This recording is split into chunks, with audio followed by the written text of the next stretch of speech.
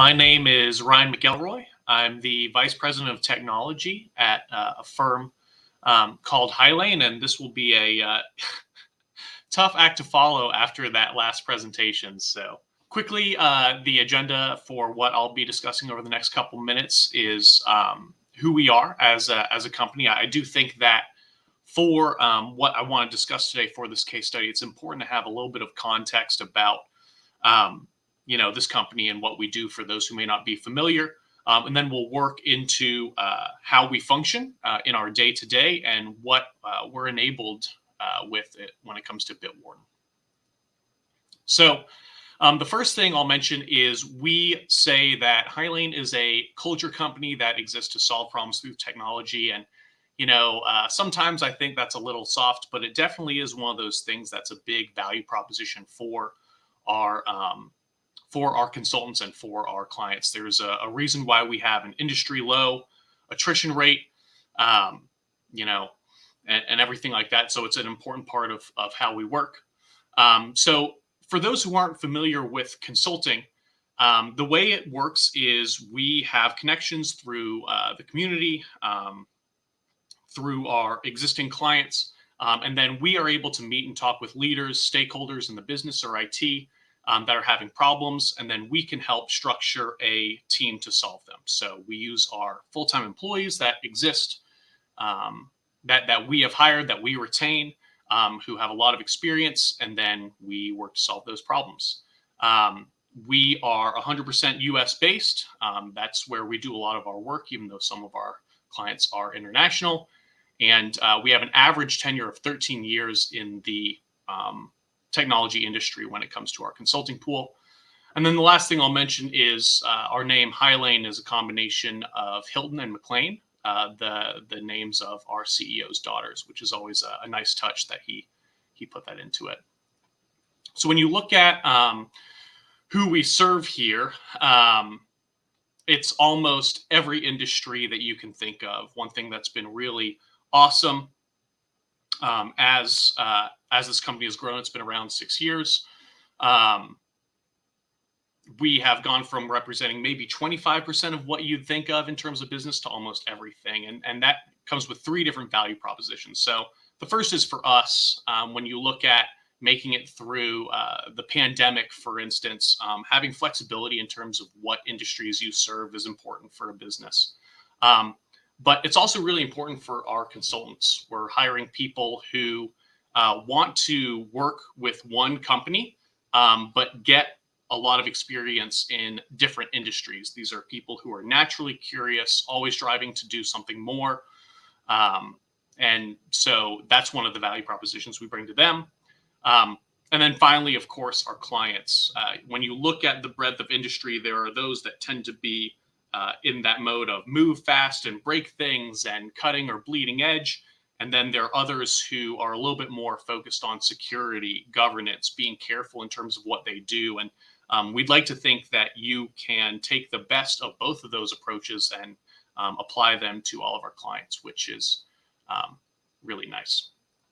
So in order to solve these problems, we use 3 different building blocks. Our consultants in our consulting pool fit into one of these practice areas. So the first that may not be as directly familiar to everyone is what we've branded as delivery services. These are scrum masters, project managers, program managers, and people who are adept at coming in and doing strategic or process consulting. So if a client already has an existing IT team, they want it to run well, they'll use delivery services consultants. And then application development is fairly straightforward. These are people who understand programming languages and are able to actually build software to help solve a problem. And then last but certainly not least is business intelligence. So this is programmers who specialize in data, building a new ETL pipeline, designing a data warehouse from scratch, putting together the visualizations on top of it. So each team and each project is custom. You've got a combination of, different consultants from different practice areas for each one of those. So how we work is really important. I got to be involved with Highlane very early on. And one opportunity we had was to take a very greenfield and fresh look into how we organized all of our knowledge, all of our data that we have within the organization. So at the bottom here, you've got the different information stores we have across the enterprise. And then at the top is our hierarchy. So the first is at that firm level. When you come into Highlane, you need to learn about how we work, understand our HR policies, and how to make slides. And then there's also the knowledge base where we want to make sure that consultants aren't making the same mistakes that we have already made in previous projects.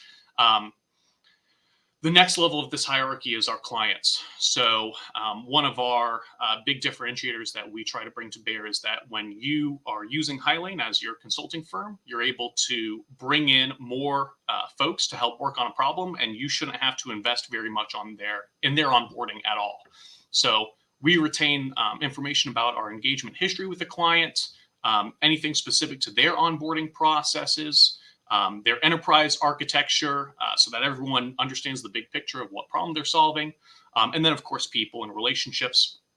And then finally, under client, you've got projects. We want to store the system architecture, anything specific for it, meetings that we've conducted, the status of the project. And then, of course, in red here, you've got things that must be segmented and protected. So all of the information in gold, we try and make available to almost anyone in the organization. We want consultants to be able to move from project to project and be able to help each other when necessary as part of our whole firm approach. Leaders can instantly get to whatever they need, but things like OAuth client secrets have to be locked down to only the people who absolutely need it.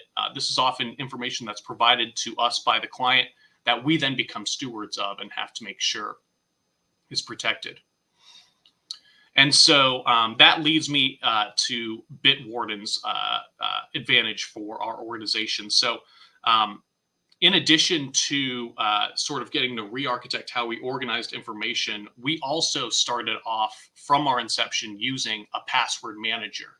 And it wasn't Bitwarden.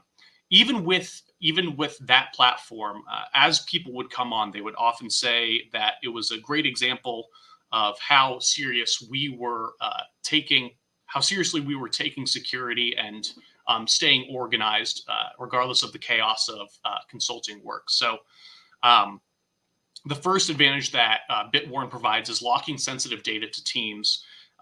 We use the collection and folder architecture to its maximum. One limitation of our previous tool was that once you provided access to a client folder, everyone who was assigned to that client would get access to all the information within it. Whereas with Bitwarden, that granularity allows us to be even more secure there.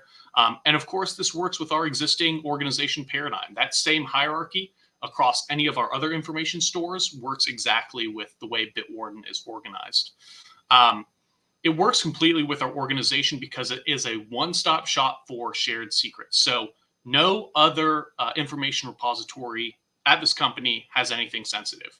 If you need a password to the Wi-Fi or anything like that, it's in Bitwarden. You need to get there.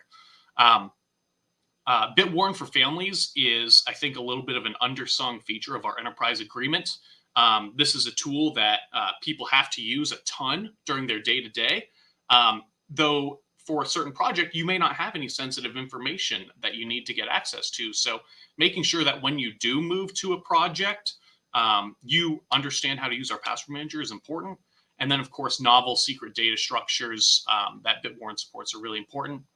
And then finally, send has been really nice for us. Previously, we'd use file drops and instant messaging with deleted messages, for instance, and this has been a far superior solution to that. A specialized tool that is really fit for purpose. That is the end of my little talk there. Great to be here, and thanks for having me.